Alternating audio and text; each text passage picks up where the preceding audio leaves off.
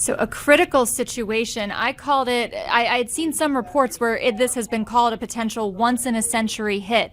Can you contextualize how bad this storm might be? Is it actually a once in a century hit? Yeah, I mean, Tampa Bay has not seen a hit from a Category 3 or greater hurricane in around 100 years. It's been about 100 years since this area was directly hit by a major hurricane. So it's been a very long time.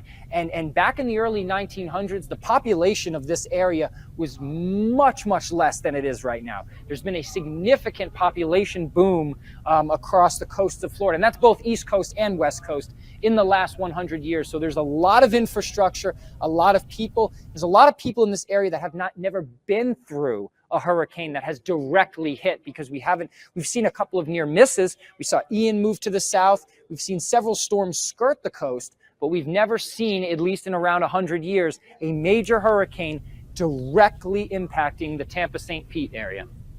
Now, about 24 hours ago, when the storm was really gaining speed, it was a Category 5. It slipped to a Category 4, but you say it might go back to a Category 5.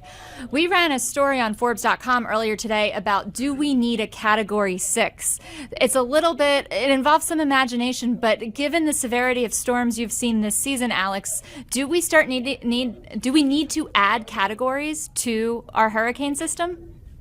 I really don't think so. I think the messaging, once you get to that Category 5 threshold, it's pretty much catastrophic damage, going on from there. The winds for a Category 5 hurricane are sustained over 155 miles per hour, and anything above that will pretty much destroy anything in its path. So I don't think we need a Category 6 necessarily, but we definitely do have to work on getting the messaging out there about how dangerous these storms can be, and the fact that we've been seeing much more rapid intensification, it seems like, over the last couple of years. A lot of it has to do with these sea surface temperatures. I think there's a tie certainly to a warming planet with that. I mean, you can see here the sea surface temperatures everywhere on this map, mid-80s. You need about 80 degrees to have a tropical system survive and thrive, and we're about 4 to 6 degrees above that threshold. And so